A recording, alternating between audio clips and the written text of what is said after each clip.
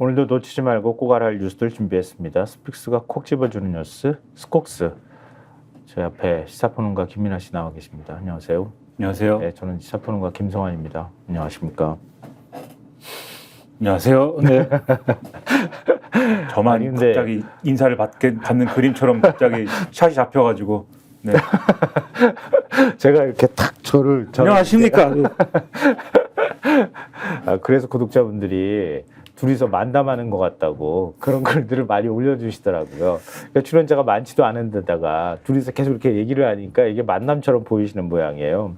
근데 어제 우리가 이 코너 시작할 때 구독자 수가 줄어서 걱정이다 뭐 이러면서 얘기를 좀 나눴잖아요. 그랬더니 구독자분들의 응원 댓글이 막 엄청나게 많았어요. 김민하 평론가 봤어요? 무서워서 보질 못합니다. 네. 응원 댓글이 뭐가 무섭다고? 아니 이제 응원 댓글이 달렸다는 얘기는 그래서 무서워서 보지 못하는 사이에 지금 여기서 처음 들었습니다. 네. 전 보고 감동받았어요. 정말 많은 분들이 응원 댓글 올려주셨고요. 그래서 일부러 찾아보고 난 다음에 지금도 제가 열어보는데 아마 봐야 돼. 김민하 평론가도. 지금 막 보면 막 눈물이 막 툭툭. 김성환 평론가님 지금 눈물이 좀 날라 그래요 벌써. 목도 막 잠기고 막 그러네. 네. 김성환 평론가님이 되게 그 감성적이고 마음이 여리신 분이에요. 옛날에 KBS에서 라디오 진행할 때는 아예 그 김성환 평론가님 프로그램에 김성환 평론가님의 시 낭송 코너가 있었어요. 음악이 쫙 깔리고 네. 갑자기 밤에 시를 낭송하는 그 감성, 네. 그 감성 살아있는 분이기 때문에 저는 좀 사실 메말랐는데 그래서 여러분들 응원 댓글 남겨주시면은 김성환 평론가님이 여기서 우는 거 라이브로 볼 수도 있다. 그래서 많이 좀 남겨주십시오. 김성환을 한번 울려보자. 그래, 네. 뭐 날 파는 거 괜찮아. 더 팔아도 돼. 김성환을 울리자. 네, 이걸로 한번 도전해 봅시다. 그래서 어제 우리가 방송했던 걸 제가 지금 열어서 이렇게 보면서 말씀드리고 있는데, 귀한 방송 잘 보고 있다. 그리고 덕분에 뉴스 읽는데 정치평론보다 더 유익하니 이 아침을 지켜달라. 토나나가 좋아하는 스콕스 응원한다. 그리고 생방언들 놓치지만 꼭 챙겨서 듣는다. 뭐 이런 얘기들이에요. 지금도 너무 잘하고 계신다 생각한다. 나이가 많아서 아주 느리지만 똑똑해지는 느낌적인 느낌이다. 뭐 이런 식의 글들이 쭉 동접자 신경 쓰지 마시고 힘내시라. 뭐 이런 글들까지 다 있었어요. 김민하 평론가가 안 볼 것 같아서 제가 꼭 얘기해 주는 거예요. 감사합니다. 네. 이런 구독자분들이 전 되게 굉장히 소중하다는 느낌을 받았어요. 사실 어제 우리가 조금 좀 걱정도 하고 그랬었잖아요. 근데 우리를 이렇게 지켜봐 주시는 분이 내 평생 나를 지켜봐 주는 분이 뭐 접속자로 말하면 그러니까 조회수로 말하면 우리가 한 어제도 그렇고 한 2만은 조금 안 나오더라고요. 근데 그거보다 조금 많기도 하고 이렇게 왔다 갔다 하고 있는데요. 그런 분들이 와서 이렇게 봐주신다는 게 얼마나 소중한 일이에요. 누가 평생 살면서 2만 명이 날 봐준다는 누가 봐주겠어. 사실 오늘 사라져도 몰라. 그렇죠. 김민하 사라져봐. 아무도 찾는 사람 없어. 그럼요. 네. 이 세상에 아무 영향이 없습니다. 제가 없어져도. 맞아요. 그래서 그런 생각에 빠져서 이제 우울한 매일매일이 있는데 근데 사실 기존에 이제 예를 들면 라디오 방송 진행 아까 말씀드렸지만 그 라디오 방송을 사실 들으시는 분들이 많이 있거든요.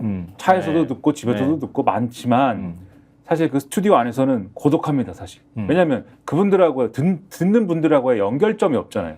가끔 네. 문자도 보내주시고 하는 부분도 있지만 어쨌든 기본적으로는 좀 고독한 공간인데 유튜브는 실시간으로 어쨌든 말씀들을 해주시는 게 있고 그 네. 기록으로 남고 그걸 네. 저희가 볼 수 있고 그런 장점들이 있어서 김성환을 울릴 수 있다, 우리는. 네. 울면서 시작하는 방송입니다. 자, 이제 북러 정상회담 얘기로 가보죠. 자, 일단 조선일보부터 먼저 보여주십시오. 자, 북러 전쟁 땐 지체 없이 군사 원조 명문화. 제목을 한번 머릿속에 기억을 해보세요. 북러 전쟁 땐 지체 없이 군사 원조 명문화 이렇게 돼 있죠. 자, 한겨레 신문 일면 보여주십시오. 북러 전쟁 땐 군사 원조. 이건 거의 똑같잖아요. 근데 뒤에 정부 우크라이나 무기 지원 재검토 이렇게 돼 있습니다. 그러니까 검토라는 말을 다른 신문들도 다 제목에다 올려놨는데 조선일보만 저렇게 자신 있게 명문화 이렇게 딱 해가지고 박아넣어놨더라고요.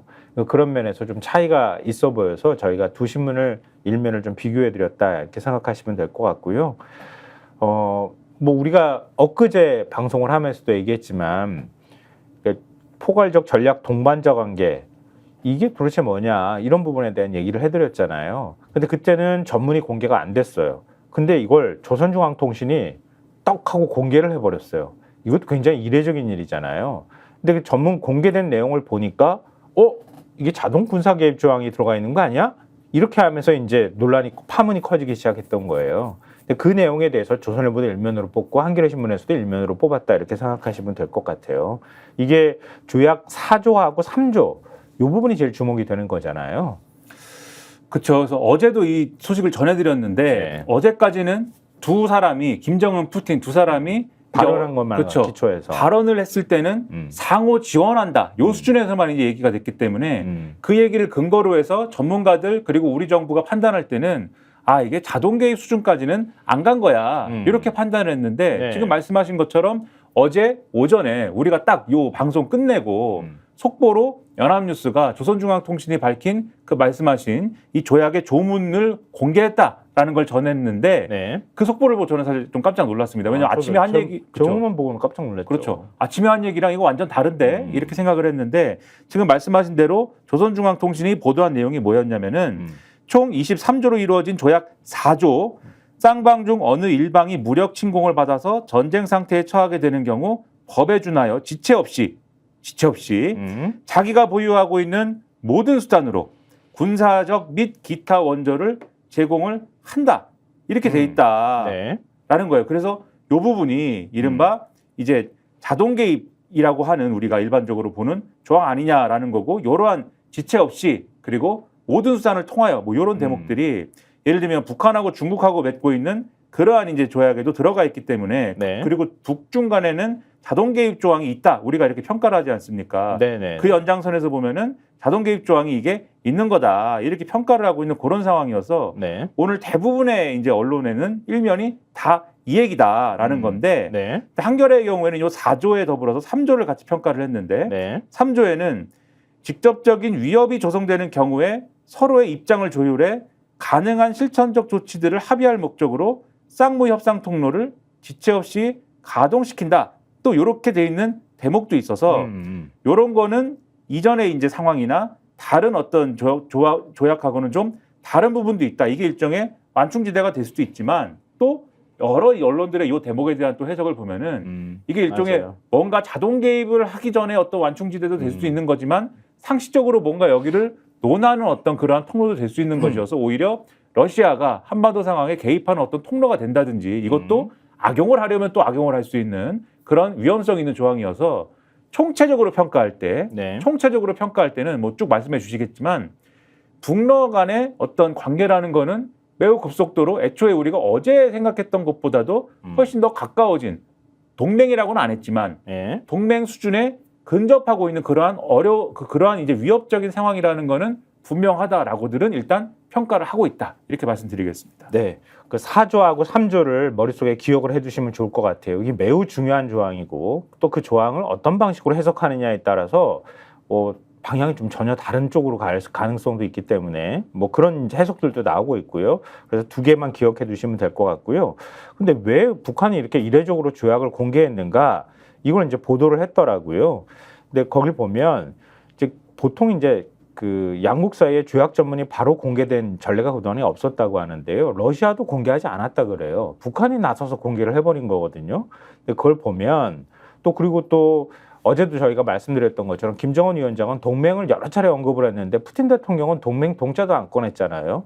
왜 그랬을까? 보면 이 조약 3조, 4조 들어가 있는 조약 내용이나 동맹 수준의 조약을 맺자고 요청한 거는 러시아가 아니라 북한일 가능성이 굉장히 높다. 그러니까 북한이 졸랐다는 얘기예요. 한마디로 얘기하면은. 그러니까 이런 군사동맹의 측면을 북한이 강하게 요구를 했고 그게 받아들여졌다고 하는 점을 북한이 대내외적으로 과시하는 측면이 좀 있겠다. 이런 부분에 대한 해석이 좀 나오고 있습니다. 그러면은 지금 말씀하셨던 그 3조, 4조에 대해서 다른 신문들도 여러 해석들도 내놓고 뒷부분에 대해서 저희가 좀 더 말씀드리겠지만 일단 김민하 평론가가 제가 판단하기에는 한겨레 신문 보도를 축으로 놓고 그 다음에 보도신문의 내용을 덧붙이는 게 가장 현명한 어떤 신문 읽기의 방법일 것 같다. 그래서 한겨레 신문 3면을 일단 보여드리면서 저희가 말씀을 더 이어가도록 하겠습니다. 한겨레 신문 3면 제목이요. 북러 이중 완충 장치 뒀지만 한반도 군사기의 통로 열었다. 이거예요. 이중 완충 장치라고 하는 게 매우 중요하다. 이런 생각을 우리가 하거든요. 이 이중 완충 장치가 어떤 겁니까? 그러니까 이 기사에 보면은 일단 이렇게 되어 있습니다. 적지 않은 전문가들은 한반도 유사시 러시아의 군사 개입이 가능해진 대목에 주목을 해서 이번에 맺어진 조약을 냉전기인 1961년 이 조선 소련 동맹 조약인 자동 개입 조항 복원으로 간주를 하는데 네. 아무런 단서 없이 지체 없이 모든 수단으로서 군사적 원조 제공을 명시한 1961년 조약과 달리 2024년 조약에는 3조, 4조에 이중의 완충 장치가 달려 있다라고 설명을 하고 있어요. 그래서 자동 개입의 맥락에서는 질적 차이가 있다라고 보는 건데 네. 일단 앞에 말씀드렸듯이 4조에서는 무력 침공을 받아서 전쟁 상태에 처하게 되는 경우 지체 없이 모든 수단으로 군사적 및 기타 원조를 제공한다고 되어 있는데 다만 유엔 헌장 51조와 북한 러시아법에 준하여라는 전제가 붙어 있다. 요게 61년도 조항하고는 한미지역하고 다르다. 약간 좀 비슷한 측면도 있네요. 그렇죠. 예. 유엔 헌장 51조는 이른바 집단적 자위권 조항인데 예. 그러니까 유엔 회원국은 무력 공격을 받았을 경우에 개별적 또는 집단적 자위에 고유한 권리를 행사할 수 있다라는 조항입니다. 다만 이 조치를 안보리에 즉시 보고해야 되고 안보리는 국제 평화와 안전의 유지 또는 회복에 필요하다고 인정하는 조치를 언제든지 취한다라는 단서가 있어서 예. 회원국이 자위권 행사를 하면 유엔 안보리가 이거를 사후 조정할 수 있는 권한을 명시해 놓은 것이 유엔 헌장 51조인데 예. 그러면은 요 부분을 전제하고 있는 것이지 않습니까? 북러 간의 어떤 조약의 발동이라는 거는. 그러니까 그래서 풀이를 하면 이런 거잖아요. 그러니까 어떤 집단적 자위권이라고 하는 게 누구로부터 침략을 당했을 경우에 자위권을 행사하는 거잖아요. 집단적 자위권이라는 거는 일본이 좋아하는 얘기인데 맞아요.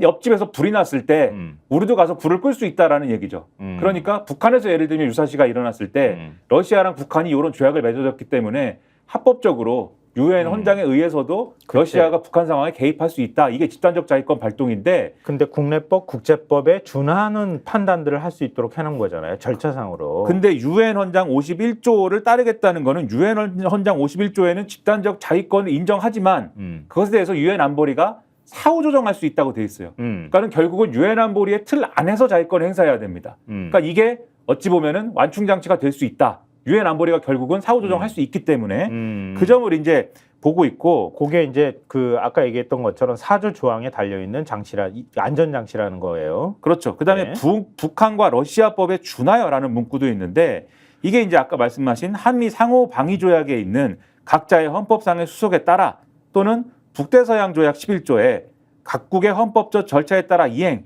등이 있는 나토에 있는 네. 이런 맥락하고 같다는 거예요. 이게 그러니까 군사적 자동 개입이라는 게 단지 군사 충돌이 일어났을 경우에 바로 그러면 북한이나 러시아 정부가 바로 군사를 파견할 수 있는 거냐. 그게 아니라 한국이나 미국 같으면은 국회나 뭐 의회에 동의를 받아가지고 이제 파견하는 그런 형식이 돼야 된다라는 것을 얘기를 하는 건데 다만 그럼 그러면 이게 국제법, 국내법적 안전장치다라고 판단할 경우에 네. 북한과 러시아가 자위권 행사를 명분으로 빈발하는 군사 충돌을 막으려는 제어장치의 정신을 얼마나 진지하게 지키려 하느냐라고 하는 것은 요건 이제 또 변수일 수 있다. 근데 뭐 그렇게 따지면은 다 안 지키면 그만인 거지 뭐. 근데 우려가 되는 거는 국내법적 차원에서는 북한도 그렇고 러시아도 그렇고 사실 독재국가지 않습니까? 그래서 국내법적 차원의 안전장치는 작동하기가 조금 어려울 수 있고 다만 국제법적으로는 국제법적인 안전장치는 지금 마련해 둔 거잖아요. 그렇죠. 유엔 안보리가 개입할 수 있는 통로가 있기 때문에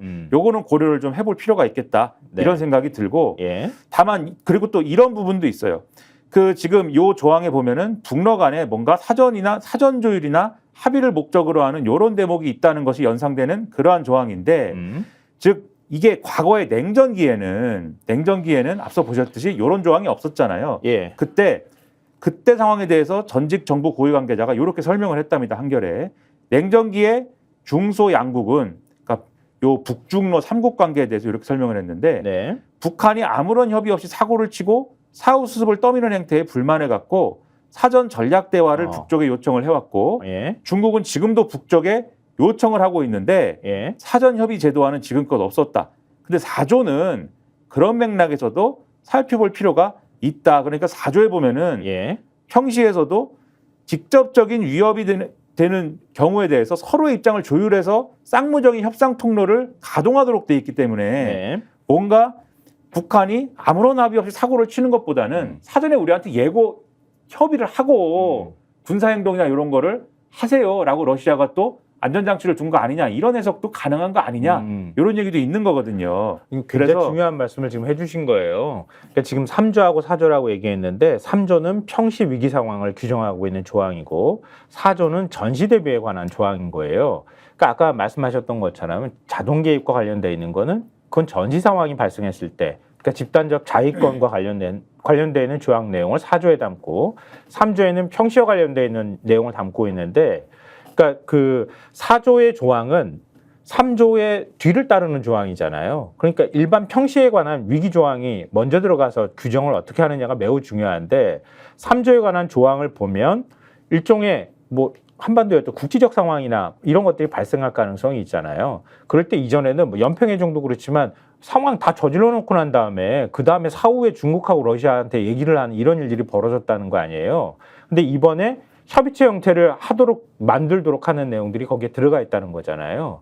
그러니까 그동안에는 중국도 북한한테 야, 우리 사전에 얘기할 수 있도록 하는 거 뭔가 테이블 하나 만들어 놓자 그랬는데 북한이 말 안 들었는데 이번에는 그 말을 들었다. 그러니까 그런 면에서는 의미가 있을 수 있는 거죠. 왜냐하면 그렇죠. 러시아가 일종의 견제를 해줄 수 있는 역할을 하니까. 여기서 조금 아는 체를 하자면은 러시아가 이런 식의 그 군사 동맹에 준하는 자동 개입 조항까지 있는 이런 방식으로 이 조약을 맺은 국가가 어제도 사실 말씀드렸습니다만은 아르메니아의 경우에 거의 유일하다고 하는데 아르메니아가 아제르바이잔하고 전쟁을 했거든요. 맞아요. 근데 러시아가 그렇잖아요. 군대를 안 보냈습니다. 그러니까 이런 식의 얘기겠죠. 아르메니아가 러시아 입장에서는 그렇지. 조약이 있는데도 불구하고 안 지키면 그만인 거잖아. 그러니까 러시아 입장에서는 어디까지나 아르메니아가 자기들하고 협의 없이 아르메니아하고 아제르바이잔이 싸운 거지 않습니까? 그러니까 야 이거는 우리 거기에 군대를 보내고 안 보내고는 우리 국익이 달린 문제인데 보내봤자 우리한테 남는 건 없는 것 같아라는 판단을 하면은 무시해버리는 경우도 있다는 거죠 러시아는. 네. 그래서 그런 연장선에서 보면은 방금 말씀하신 4조가 그런 빌미가 되는 우리는 요 상호 간의 어떤 협의나 이런 것들을 전제하게 돼 있는데 그냥 가서 싸우는 거야? 그러면 안 돼. 이렇게 그렇지. 얘기할 수 있는 네가 먼저 근거가 약속 어겼잖아. 그렇죠. 될 수 있는 건데 그또 이걸 뒤집어 얘기하면 만약에 러시아가 동아시아의 정세에 개입하려는 마음을 갖고 있다면 이게 국익의 차원에서 개입해도 되라는 마음을 갖고 있다면 그건 얘기가 또 달라진다. 이런 얘기도 될 수 있어서 아까도 말씀드렸지만 안충장치도 있고 안전장치도 이 북한과 러시아 사이에는 존재하지만 이게 어쨌든 간에 두 나라의 관계라는 게 우리에게는 위협적인 수준으로 지금 재정립된 것은 부정할 수는 없는 것 같다. 이런 결론을 이 기사도 내리고 있는 상황입니다. 네. 일단 조약 내용만 먼저 저희가 좀 살펴봐 드리면 좋겠어요. 경향신문 기사 한번 보여주세요. 경향신문 3면에서 보도한 기사인데요. 좀 마음이 아프더라고요. 이 기사는. 제가 F라서 그런가? 또. 근데 네. 북러 조약서 처음으로 통일 빠졌다. 이거 왜 이렇게 눈에 잘 띄었는지 모르겠어요. 이게 하단에 들어가 있는 기사인데 이게 먼저 들어오더라고요. 그러니까 이번에 포괄적 전략적 동반자 관계에 관한 조약에는 기존 북러 조약들에 담겼던 조선 통일과 관련한 조항이 사라졌다고 합니다. 남북 관계를 적대적인 두 국가로 선언한 김정은 위원장의 입장이 그대로 반영된 것으로 보인다. 그리고 윤석열 정부 들어 심화된 남북 관계 악화가 통일 조항 삭제로 이어진 것이다. 이렇게 경향신문을 분석해놨는데요. 공개한 조약 전문을 보면 통일이나 대한민국, 한국이라는 단어가 등장하지 않는다고 합니다.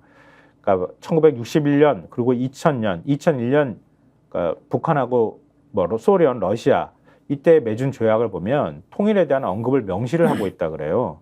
근데 이번 조약은 북러가 2000년 체결한 조러 친선 선린 협조에 관한 조약을 대체를 하는데 이 조약을 3조를 보면 조선과 러시아는 북남 공동선언에 따라 조선반도 통일 문제를 우리 민족끼리 힘을 합쳐 자주적으로 해결하려는 노력을 환영한다라고 하면서 관련국들이 이를 지지한다는 내용이 담겨 있다고 하는데요.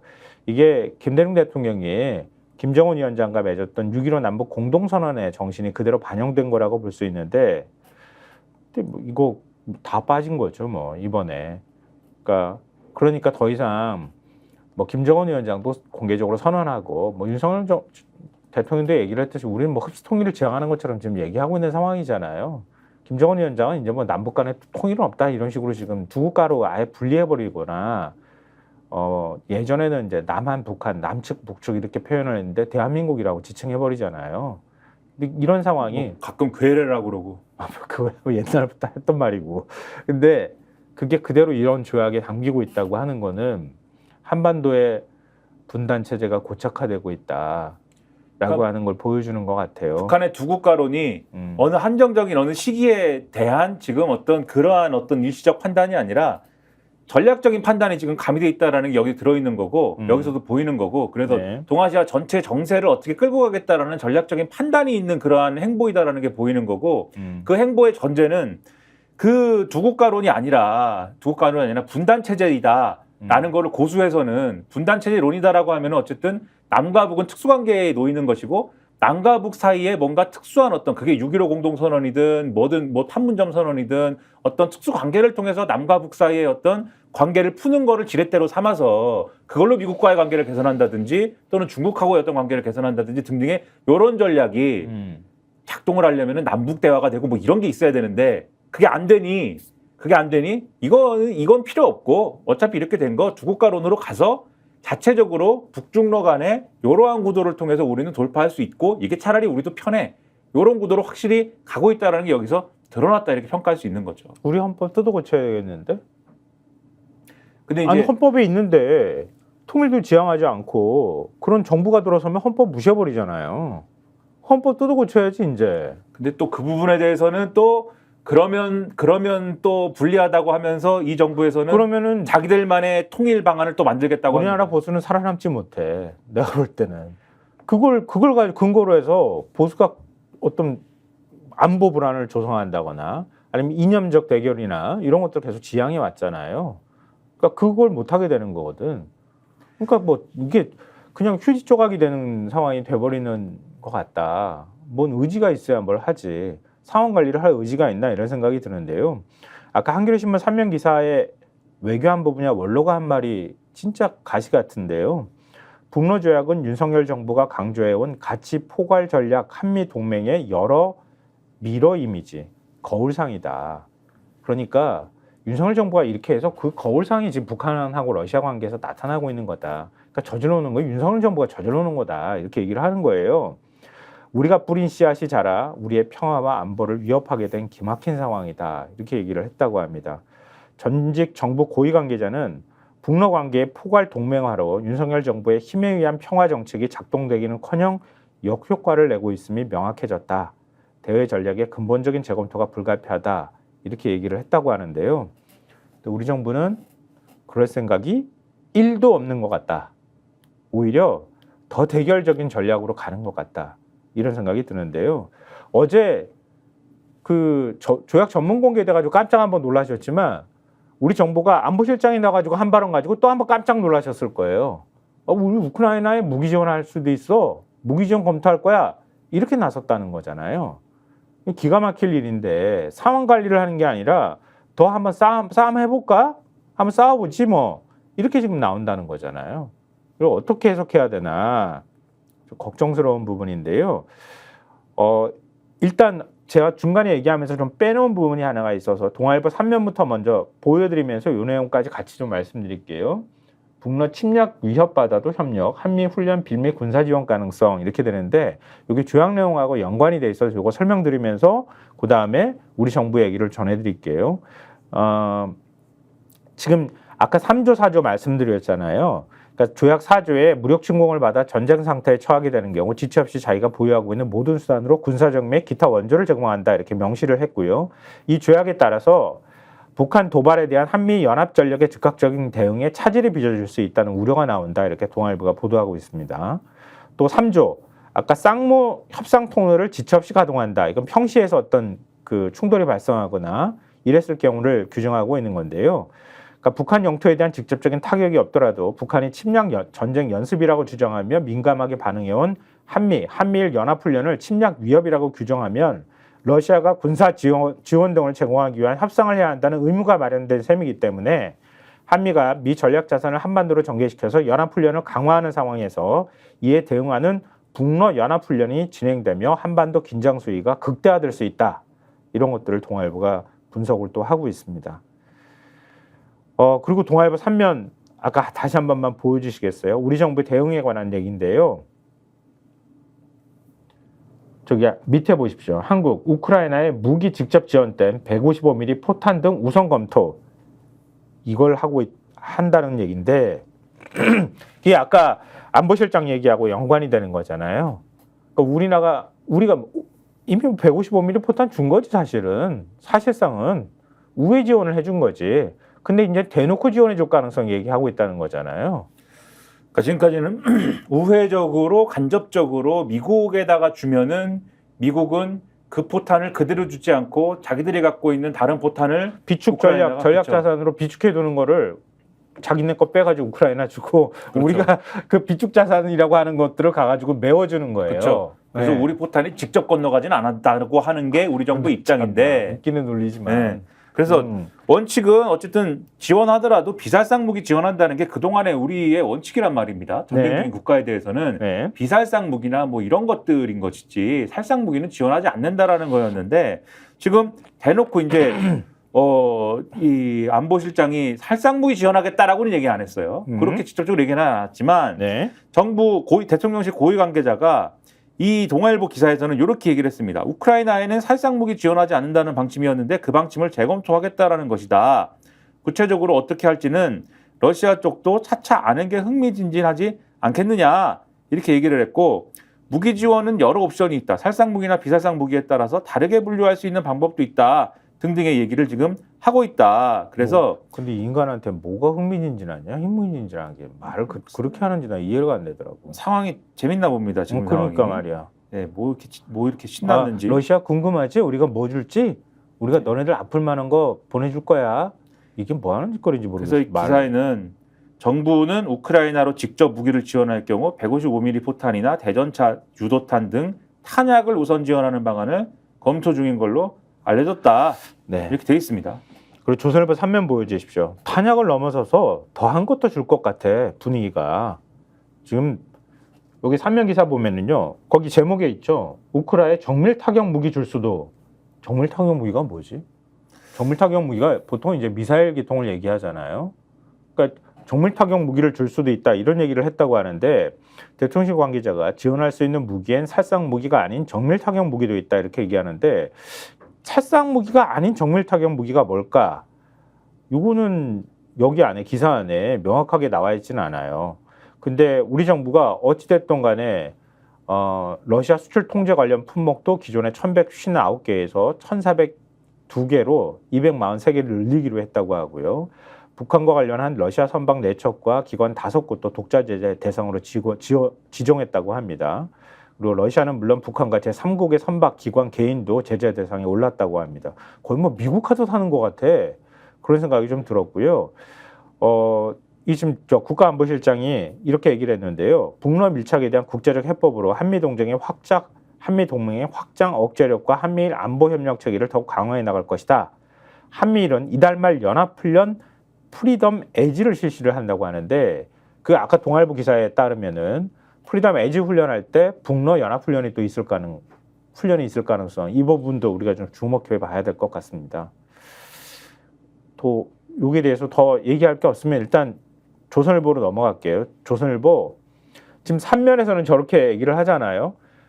우리 정부가 강경 모드로 나서고 있고 정밀 타격 무기 줄 수도 있고 또 이게 북한이 이런 식으로 나오면 우리가 더 강경 대응하는 게 타당하다는 식의 어떤 톤으로 보도를 했는데 조선일보 3면 보면 얘기가 완전히 달라져요. 3면 보여주십시오. 러시아 출신의 안드레이 랑코프 국민대 교수를 인터뷰를 했어요. 이 사람은 17살 때 러시아 레닌그라드 국립대 동양학부에 입학하면서 남북한에 관심을 가졌고 북한 김일성 종합대에 유학한 경험이 있기도 하고요.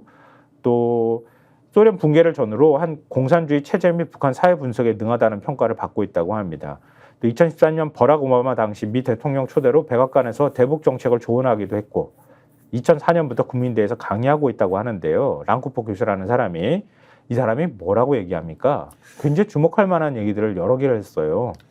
그러니까 뭐 이 얘기에서 이게 일종의 군사 동맹을 부활시킨 거다라고 하는 평가에는 동의를 하고 있고 상당히 위중하다라는 평가에는 동의를 일단은 합니다. 근데 네.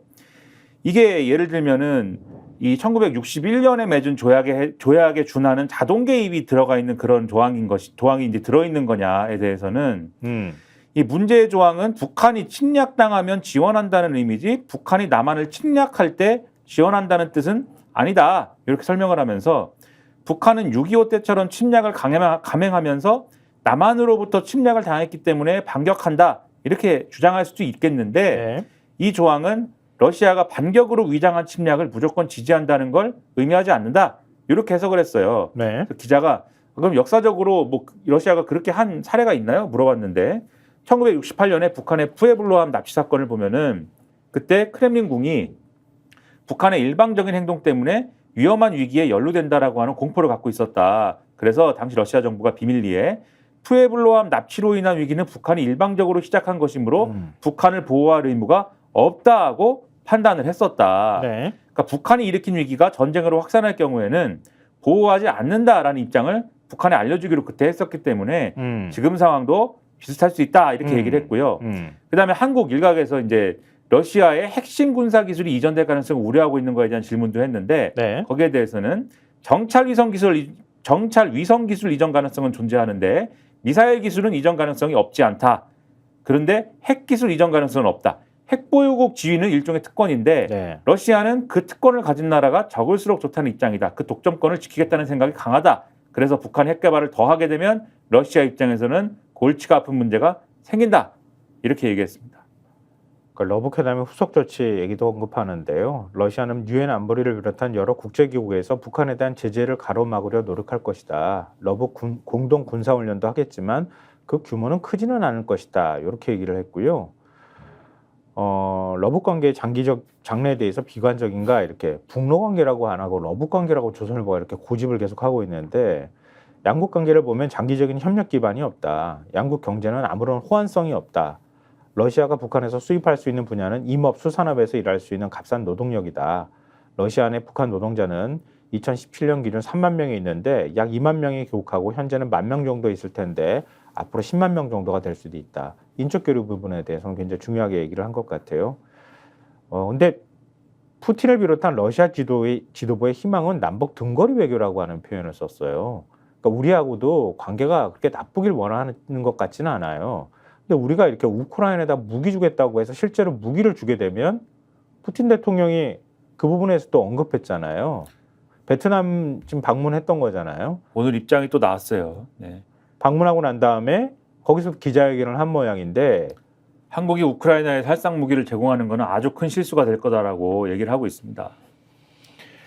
그러니까 그 겉으로 드러나는 것과 실제 속내가 다를 수 있는데 그리고 실제 실행하는 과정에서도 여러 가지 뭐 안전장치라고 말하긴 뭐하지만 뭐 일제는 조약 자체를 보면 안전장치를 넣어둔 것도 맞고 거기에 대해서 실행하려고 할 때도 일정하게 관계를 완전히 척지겠다고 하는 건 아닌 것 같은데 우리 정부가 대응하는 걸 보면 그래 까불어 우리도 같이 한번 싸워보지 뭐 이런 식으로밖에 안 되니까 굉장히 심각한 문제다 이렇게 얘기를 할 수 있는데 이 과정에서도 판단 실수가 있었다는 거잖아요. 오판이 있었다는 거잖아요.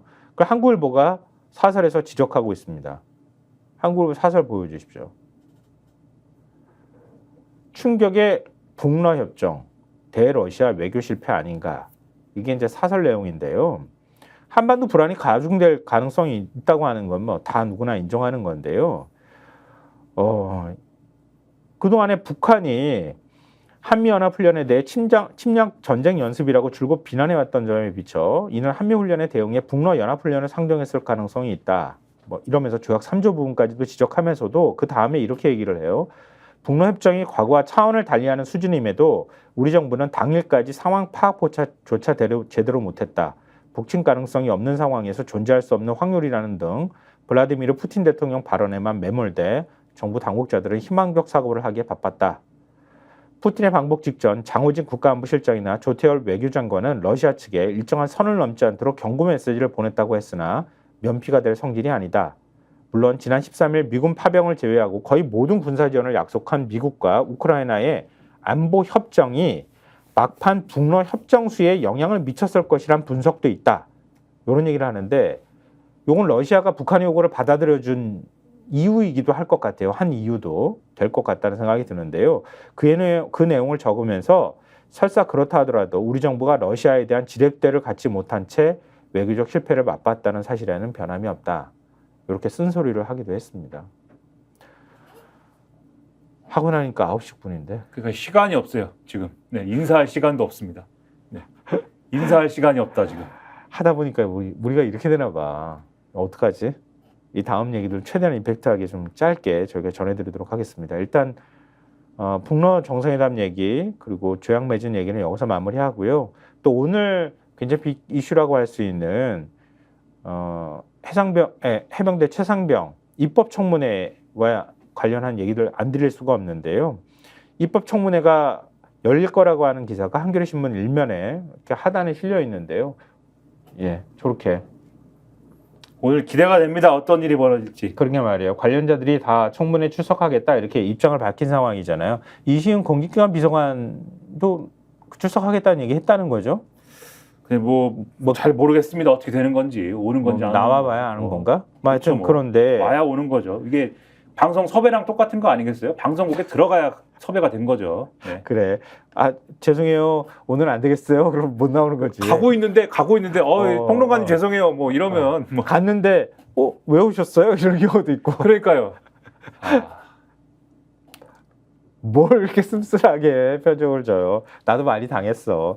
하여튼 그런데 그럼 오늘 입법청문회에서 어떤 것들이 쟁점이고 어떤 것들을 주목해 봐야 하는가? 한국일보 오면이 좀 이렇게 직관적으로 정리를 잘 해놨더라고요. 복잡하게 사실은 내용에 대해 상세하게 보도한 건 한겨레신문도 보도하고 경향신문도 보도했는데요. 요 지금 제목만 보시면 아시겠지만 이면 이종섭이에요. 이 통화 뒤에 용산하고 군이 들썩거리고 사건 흐름이 전환되는 수상한 패턴이 반복되는 일들이 있었다. 요것들 흐름을 어떻게 쫓아가느냐, 거기에서 허점이 뭔지 파고들거나 아니면은 구구한 변명을 하거나 아니면 거짓말을 하는 거를 청문위원들이 어떻게 잘 들어가느냐가 굉장히 중요할 것 같다. 이런 거잖아요. 그러니까 이 기사의 핵심은 이게 예를 들면은 지난해 8월 2일 날 해병대 수사단이 사건 조사 기록 경북경찰청에 넘겼는데 그거 회수해 오는 국면이라든지 그 다음 날인 8월 3일에 박정원 대령 압수수색하고 뭐 이럴 때 항명 혐의로 막 이렇게 이 수사하는 거 밀어붙이는 국면이랄지 네. 그다음에 국방부 조사본부가 최상병 사건을 재검토하기 전날인 8월 8일이랄지 또 VIP 경로설 당일인 지난해 7월 31일이랄지 그러니까 이 사건의 주요 국면마다 굉장히 중요한 이런 국면마다 반복되는 패턴이 있다. 그 패턴이 뭐냐? 1. 윤석열 대통령이 이종섭 장관에게 전화를 건다. 2. 곧이어 대통령실 참모들이 국방부, 군수내부와 집중적으로 연락을 주고받는다. 3. 그들의 집중통화 후에 갑자기 사건의 흐름이 바뀐다. 이런 패턴이 계속 보여서 이게 대통령, 그다음에 장관 및 대통령실, 그다음에 국방부와 군수내부, 그리고 나서 유관기관 이렇게 순차적으로 이어지는 고리가 확인이 되고 있고 그러면 최상병 사망 사건 외압에 대통령실이 깊숙이 관여했다는 의혹이 설득력을 얻게 되는 것이다. 이게 어디서 드러나냐? 박정훈 전 대령의 항명 혐의 재판에서 당사자 간 통신 기록이 계속 나오지 않습니까? 네. 그걸 다 분석하면 이런 패턴이 확인이 된다라는 게 이 기사의 핵심입니다. 그러니까 날짜별로 좀 여러 날짜가 등장하긴 하지만 이런 패턴이 계속 반복되는 현상을 어떻게 봐야 될 것이냐. 결국 정점이 윤석열이라고 하는 사람이 있는 거잖아요. 그리고 오늘 나오는 사람들이 대통령으로부터 전화 받은 사람, 그리고 그 전화 받고서는 다른 조치를 지시한 사람, 그 지시 받아가지고 뭔가 무리한 일을 한 사람, 이런 사람들이잖아요, 다. 네. 이런 부분에 집중해서 누가 뭘 시켰고 왜 했는지에 대해서 또 답을 막 얻어내야 된다. 네, 오늘 청문회 보실 때 그 부분을 좀 유의해서 보시면 어떨까 싶고요. 경향신문 일면 보여주십시오. 또 추가로 새로운 사실이 드러났어요. 이종섭 참모들 최상병 사건 재검토 전 조사본부에 수차례 연락 이런 건데요. 그러니까 유재현 국방부 법무관리관, 박진희 국방부 군사보좌관, 그러니까 박진희 보좌관이 그거잖아요. 그러니까 이종섭의 그 비서실장 역할을 하는 사람이잖아요. 그리고 이런 사람들을 비롯한 해병대 채모 상병 사건 주요 관계인들이 국방부 조사본부, 그러니까 국방부, 그러니까 군 경찰이라고 할 수 있죠. 그러니까 굳이 얘기하면은 해병대 수사단의 윗조직이라고 할 수 있죠. 국방부에 있는 국방부 조사본부가 최상병 사건을 재검토하기로 결정되기 전부터 박경훈 국방부 조사본부장 직무대리와 통화를 했던 것으로 확인됐다. 이렇게 보도를 했어요. 그러니까 박진희 보좌관의 통신 내역을 조회를 한 걸 보니까 박 전 보좌관이 해병대 수사단의 초동 수사 기록 재검토 작업을 국방부 조사본부에 맡기기로 공표한 시점이 지난해 8월 9일이에요. 근데 그 이전부터 박 전 직무대리와 수차례 통화를 했다고 하는 거예요. 유재현 법무관리관 역시 8월 9일 이전 시점에 박 전 직무대리와 통화한 기록이 남아있다고 합니다. 근데 국방부 검찰단은 8월 2일 오후 7시 20분 무렵 그 수사 기록을 회수해 왔잖아요. 8월 3일 날 집단항명 수괴 혐의로 해병대 수사단을 압수수색을 했고요. 박 전 보좌관이 4일 날 7시 46분에 박 전 직무대리에게 전화를 걸어서 2분 42초 동안 통화를 하고 8월 7일에는 유재현 법무관리관이 오전 10시 31분에 박 전 직무대리와 17초간 통화를 하고 8월 8일에는 또 오후 3시 51분, 오후 4시 57분에 박 전 보좌관하고 박 전 직무대리가 또 통화를 했다는 거예요. 그러니까 박정훈 대령 측은 이종석 국방부 장관 참모들이 조사본부 책임자와 수차례 통화한 것을 두고 재검토를 맡기기 전부터 최상병 사건과 관련한 가이드라인을 제시한 것 아니냐 이렇게 의심을 하고 있는 상황이라고 합니다. 이게 어떤 의미예요? 좀 더 풀어서 외압이다라는 거고 조사본부 관계자들도 이때 전화 받고 외압을 받는 것 같았어요. 이렇게 진술했다. 네. 그럼 조사본부로 사건을 넘기기 전부터 조사본부에 연락을 했다는 거잖아. 외압을 계속 미리 행사하고 가이드라인을 줬다는 거잖아. 그렇죠.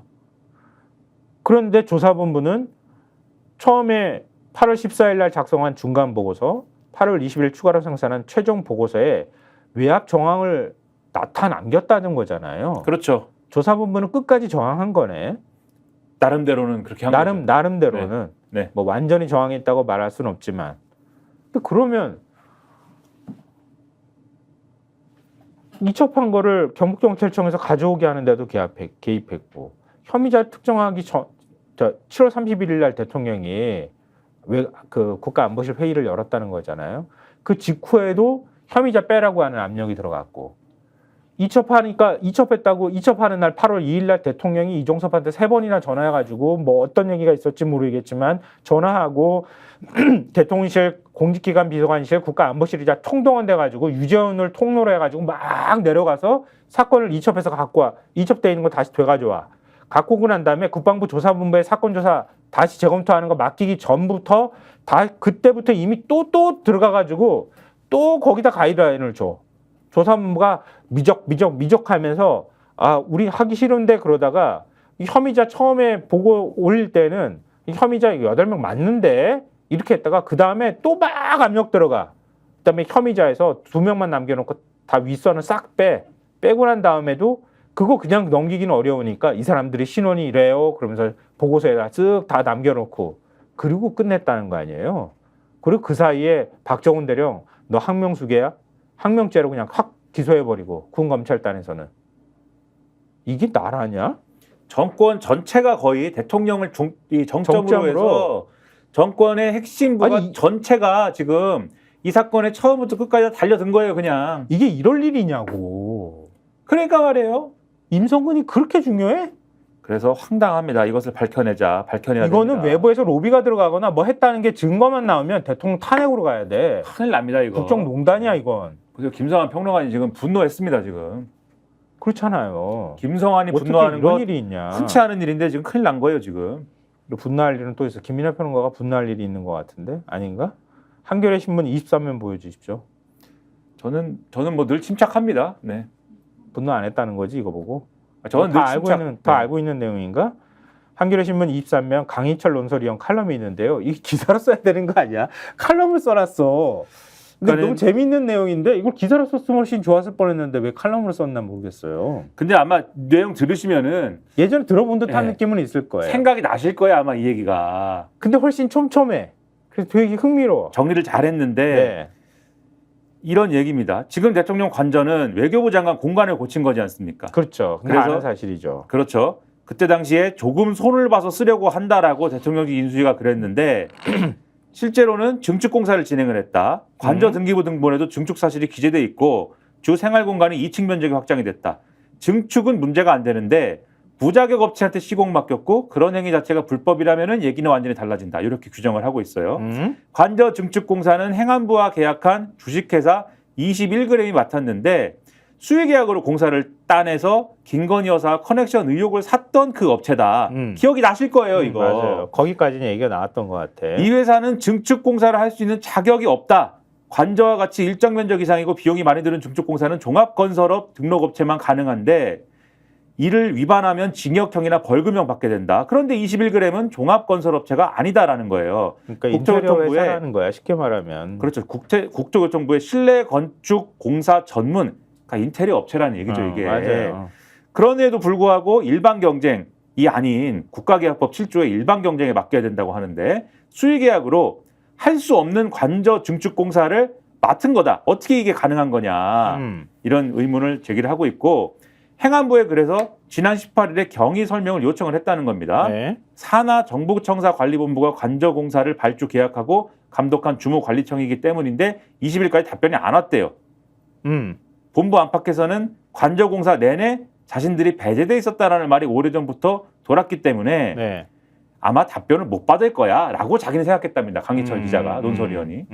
그러면 자연스럽게 여기가 몰랐으면은 왜냐하면 여기가 정부청사관리본부가 원래 이 관저 증축과 관련된 그렇죠. 업무를 해야 되는데 대통령 관저니까. 네, 여기가 몰랐으면은 이 증축공사는 누가 주관한 거지? 이런 의문을 그렇죠. 갖게 되는데 관저 증축은 등기부 등본에 적힌 2022년 9월 5일 이전에 완료됐고 사용허가가 낮다는 뜻으로 보이는데 그보다 앞서 8월 달에 윤석열 대통령이 9월 1일부터 관저에 출근한다는 보도가 대통령실발로 나왔다. 근데 이것도 기억나요. 돌연 입주가 늦춰졌다.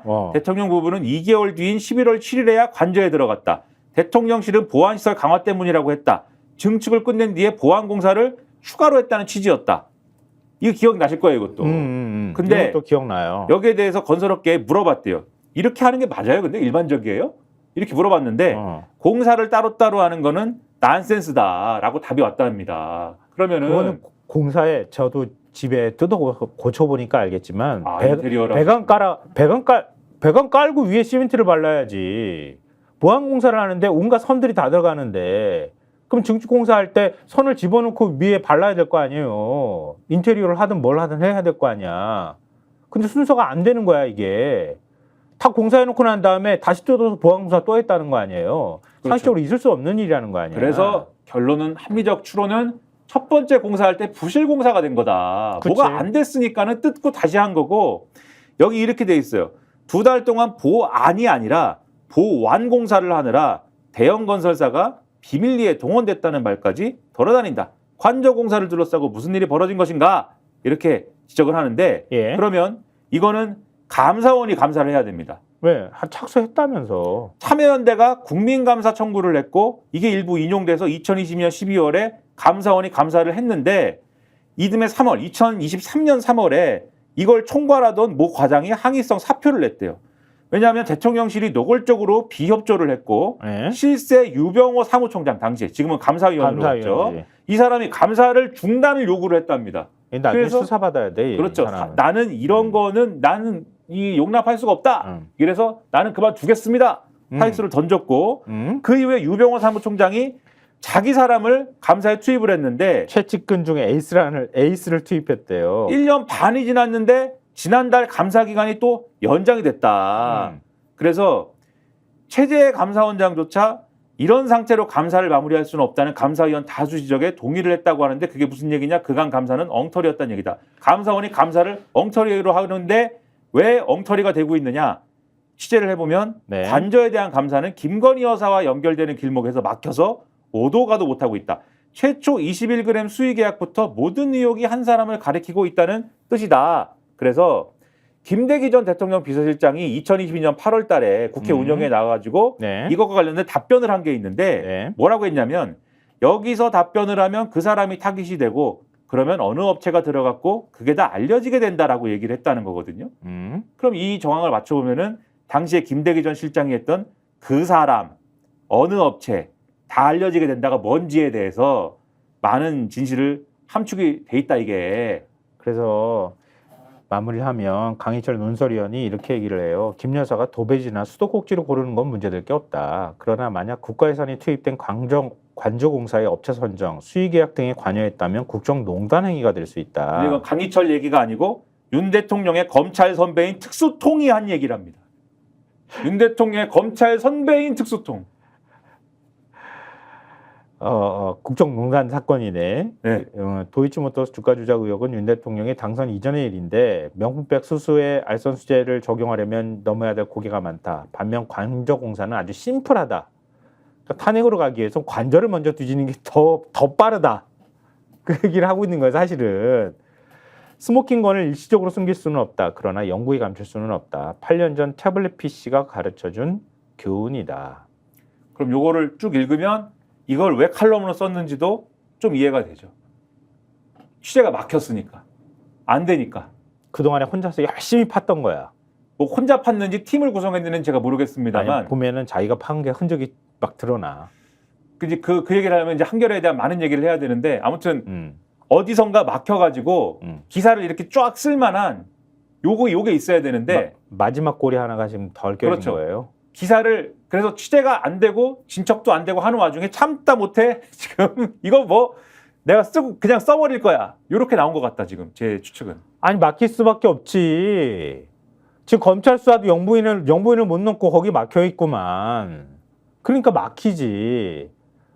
그러니까 예를 들면 그 코바나나 영부인 옆에 가깝게 있는 누군가가 뭔가를 뺏어주거나 뭔가 흔적이 나오면 바로 그냥 셀 일면에다 그냥 쓰는 기사인 거야, 이거. 그렇죠. 진짜 태블릿 PC 되는 거야. 최순실 이름 빡 박아가지고 한겨레가 쓰는 순간 확 하고 불 붙었을 때랑 똑같은 일이 벌어질 가능성도 있었다는 거예요. 그래서 오늘의 사실은 제일 재밌는 칼럼이다 이것은. 아니요. 이번 주 내내 제일 재밌는 칼럼이었어. 그래서 자세히 이거는 소개를 해드려야 했다. 하여튼 네. 나중에 인사할 시간도 없지만은 이거를 자세히 소개해야 왜 23분이야 아직. 네. 30분 안 됐어. 나중에 혹여나 어떤 일들이 벌어질지 모르겠지만 이 칼럼을 꼭 기억해 두시면 좋겠습니다. 이런 칼럼을 한겨레 강희철 논설위원이 썼다는 사실을 기억해 두시기 바랍니다. 간조공사와 그리고 감사원의 관계, 그리고 거기에 김건희 여사의 역할, 이런 것까지도 기억을 해주시면 좋겠습니다. 근데 경향신문 신면이 기사를 썼는데 윤 대통령 장모를 수사한다 이런 얘기가 있어요. 근데 그렇죠. 검찰 관계자의 코멘트는 진짜 딱 한 줄이 돼. 그렇죠. 근데 확실한 사람으로부터 얘기를 딱 한 줄 들은 것 같아. 그러니까는 최은순 씨지 않습니까? 네. 그러니까 도이치모터스 주가 조작 관여 의혹을 수사 중인 검찰이 윤석열 대통령 장모 최은순 씨도 수사 중인 것으로 나타났다 이렇게 되어 있는데 네. 검찰 관계자가 그렇게 얘기했다는 거예요. 최 씨도 수사 대상으로는 알고 있다. 는 알고 있다. 이게 뭐냐면은 기자가 계속 물어본 거죠. 아니 이렇게 됐는데 저렇게 됐는데 이런 상황이고 당신들 이렇게 하고 있는데 왜 최은순 씨는 안 해요? 통장 준 거 마찬가지잖아. 최은순 씨는 수사 대상이어야 되는 거 아니에요? 당연히. 그리고 요건 수사를 해야 되지 않습니까? 막 이러니까 검찰 관계자가 그 최은순 씨도 수사 대상으로는 알고 있어요. 이렇게 대답을 한 거죠 지금. 여기까지 한다 이제. 네. 그러니까 지금 공소시효가 살아있는 2차 주가 조작 시기 있잖아요. 2010년 10월부터 2012년 12월. 그러니까 이건 김건희 여사 공소시효도 살아있는 거예요. 그때 김 여사 계좌가 3개, 최은순 씨 계좌가 1개가 주가 조작이 동원이 된 거예요. 그러면은 주가 조작 혐의로는 못하지만 주가 조작 방조 혐의로는 지난번에 여러 차례 우리가 말씀드렸잖아요. 방조 혐의로는 수사할 수 있잖아요. 이렇게 물었던 거지. 그때 막 그 얘기한 것처럼 마지막에 수사 대상으로는 알고 있어. 이렇게 했다는 거잖아요. 최은순의 이름도 기억해 주시기 바랍니다. 지금 그 김건희 여사 소환 문제가 계속 얘기 나올 테니까 한겨레 신문 신면으로 가봤으면 좋겠어요. 논문 표절 문제 이거 숙명여대 어떻게 하는 거야? 막 이렇게 엄청나게 많은 분들이 관심을 가졌는데 드디어 숙명여대 총장이 바뀌었습니다. 근데 그 총장이 지금 바뀐 총장 이름이요. 잠깐만요. 문시연 교수입니다. 프랑스 언어 문화학과 교수.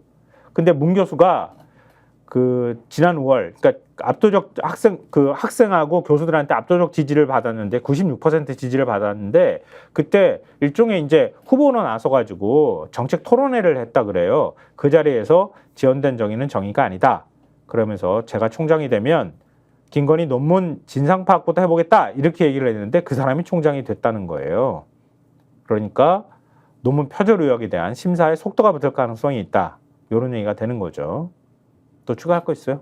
없으면 네. 알겠습니다. 이 논문은 이 숙명민주동문회와 숙대 교수들이 2022년 8월 자체 표절 조사를 했을 때 석사 논문 표절률이 48.1에서 54.9%에 이른다는 결론을 이 사람들이 냈는데 이 결정을 미루고 있다. 네. 논문 표절률이 50%를 넘는 논문인 거다 이거는. 제 와이프가 좀 뒤늦게 해가지고 석사 논문을 받았는데요. 석사 논문을 쓸 때 자기가 썼던 원고를 기준으로 해서 왜냐면 그 원고를 쓴 사람은 한 사람밖에 없거든. 그걸 기초로 해가지고 그걸 분석하는 논문을 쓴 거예요. 근데 표절률이 20몇 %가 나왔어. 근데 왜냐면 자기 거는 이미 다 공개가 됐거든 언론에. 그러니까 그걸 기초로 해서 쓰니까 표절률이 나온 거야. 자기 거를 자기가 표절한 게 된 거야. 그래서 그걸 소명하라고 했대요. 그래서 그걸 소명하는 걸 다 만들어서 소명을 했대요. 20몇 % 나온 거를. 50%가 넘는다 표절률이. 네. 심사 안 해봐도 뻔한 거 아닌가 이 정도면. 진짜 이거 석사 논문이라도 쓰거나 아니면은 대학 다닌 친구들 같은 경우에는 다 하하하 웃을 일이에요. 하하하. 네. 자 마지막으로 자 정치권 얘기하고 끝내야 되겠죠? 인사할 시간도 없습니다. 아니야 정치권 얘기 우리 3분 만에 정리할 수 있어. 자 경향 신문 오면 보여주십시오. 자 친윤 원희룡도 출마 어디 안에 균열 내나 이런 내용인데요. 우리 2분 안에 정리할 수 있을 거예요. 김민하 평론가가. 제가요? 네. 원희룡 전 장관이 조선일보 오면도 그냥 먼저 보여주십시오. 조선일보 네. 오면. 원희룡 전 장관이 전당대 출마를 결심했다 이렇게 밝혔는데 네. 지금은 당과 정부가 한마음 한뜻으로 총선을 통해 나타난 민심을 온전히 받드는 변화와 개혁을 이뤄내야 한다는 그러한 결론을 내렸다. 그래서 내가 출마를 한다. 이렇게 주장을 했는데 지금 거의 모든 언론들은 친윤계 지원을 받고 인사로 있다. 그렇죠. 친윤계 인사로 지금 출마를 한 거다. 이렇게 해석을 하고 있고 한겨레 보도 등을 보면은 아예 친윤계 인사들이 나경원 의원이 그동안 우리가 나경원 의원을 밀려고 그랬는데 자꾸 언론에 나와가지고 뭐 어설프게 보면 이것도 아니고 저것도 아니고 얘기하고 그래서 그렇죠. 양다리 세 다리를 걸치는 것처럼 얘기를 해서 그래서 마음에 차지 않아서 우리가 원희룡 전 장관을 설득을 했다. 아예 이렇게 얘기를 하고 있어요 지금. 그래가지고 이렇게 가면은 앞으로 어떻게 되는 거냐에 대한 여러 분석이 나오는데 모든 언론 보도에 공통적으로 등장하는 이 앞으로의 구도는 결선 투표로 갈 가능성이 높아졌다. 이렇게 분석을 하고 있습니다. 그냥 한동훈 대 친윤 후보 이렇게 1대1 구도면 한동훈이 1차에서 끝날 수 있을 정도로 당내의 어떤 지금까지 여론조사 결과가 그렇게 보였는데 이렇게 다자구도가 형성이 되면 지금 원희룡만 나오는 게 아니고 윤상현 의원도 나오고 등등등 있지 않습니까? 최소 4파전인데 다자구도로 갈 경우에는 1차에서 한동훈 전 위원장이 못 끝낼 가능성이 높고 그러면은 한동훈 대 누구 이런 구도가 결선에서 될 경우에는 요 누구에 대해서 한동훈 포위망을 구성하여서 비한 표심을 영끌을 해가지고 어떻게든지 간에 뭔가를 한다. 그래서 뒤집는다. 요게 이제 친윤계의 전략 아니냐. 일반적으로는 이렇게 보고 있습니다. 그러니까 한동훈은 윤 눈밖에 났다고 하는 게 그 뭐 주지의 사실인 거고 친윤계 인사들이 아주 노골적으로 지금 불쾌감을 드러내거나 뭐 일종의 이제 싫어 뭐 이렇게도 얘기하고 있는 상황인데요. 그러니까 한동훈 위원장이 윤 대통령하고 어제 통화했다. 이걸 굳이 왜 한동훈 쪽에서 뿌렸겠어? 그렇죠. 지금 한동훈의 약점은 한동훈이 대표가 될 경우 윤석열 대통령하고 또 싸우는 거 아니야? 각 안 세울 그렇죠. 거야. 요거를 이제 그러니까 또 싸울 거 아니야라고 보면서 불안한데라고 하는 표심이 영남권 중심으로 있으니까 한동훈 전 위원장은 안 싸워요. 괜찮아요. 이렇게 하는 거거든요. 그러면은 어제도 말씀드렸듯이 동아일보가 뭐라고 그랬습니까? 최상병 특검 입장 밝히나요? 이렇게 얘기했는데 그 밝히는 입장이 과연 최상병 특검 수용하겠습니다에 가깝겠습니까? 아니면은 야당의 특검 막아야 됩니다에 가깝겠습니까? 한번 생각을 해봐야 됩니다. 한 친윤계 의원이 이렇게 얘기했대요. 요걸 해서 요걸 끝으로 동아일보가 보도한 건데요. 한 전 위원장의 인기가 높기 때문에 일단 다른 후보들이 2등을 노린 뒤 결선 투표에서 나머지 표를 흡수하면 어대안에 대한 대항을 해볼 수 있을 것이다 이렇게 얘기를 했고요. 친한계 인사는 1차 과반이 목표다 이렇게 얘기를 했답니다. 결선 투표로 갈지 안 갈지 좀 보셨으면 좋겠고요.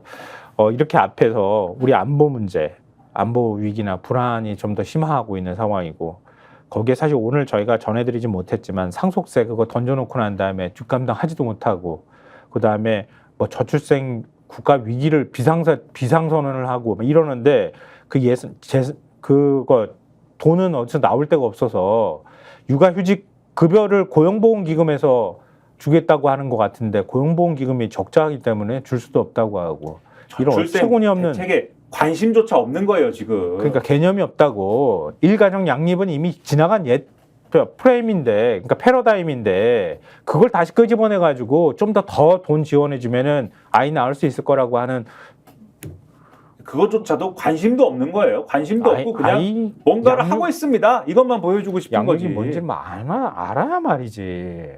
이해를 안 되는데 하여튼 그런 내용은 저희가 시간이 너무 길어져 가지고 이렇게 이미지만 말씀드려도 충분히 아마 구독자분들께서 아시리라고 생각하고요.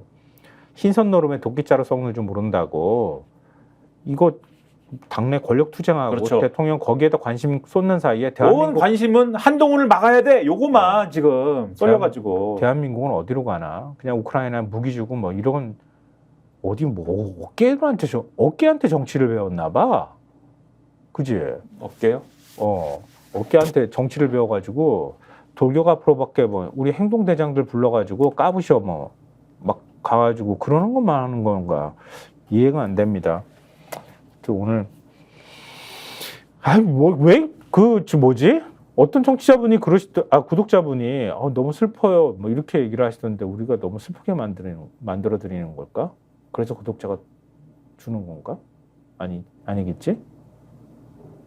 슬픔은 윤석열 정권이 안겨주는 거지 저희가 안겨주는 게 아닙니다. 슬픔은. 네. 알겠습니다. 구독자분들 응원해 주셔서 너무 감사드리고요. 계속 앞으로도 많은 성원 보내주셨으면 좋겠습니다. 자, 오늘 여기서 마치겠습니다. 지금까지 시사평론가 김성환, 김민아였습니다. 네. 저희가 얘기할 때 오셔가지고 라이브로 관전하시기 바랍니다. 반드시 주변 사람들 데리고 오시기 바랍니다. 구독, 좋아요, 알림 설정 해주시기 바랍니다. 좀 살려주십시오. 저 좀.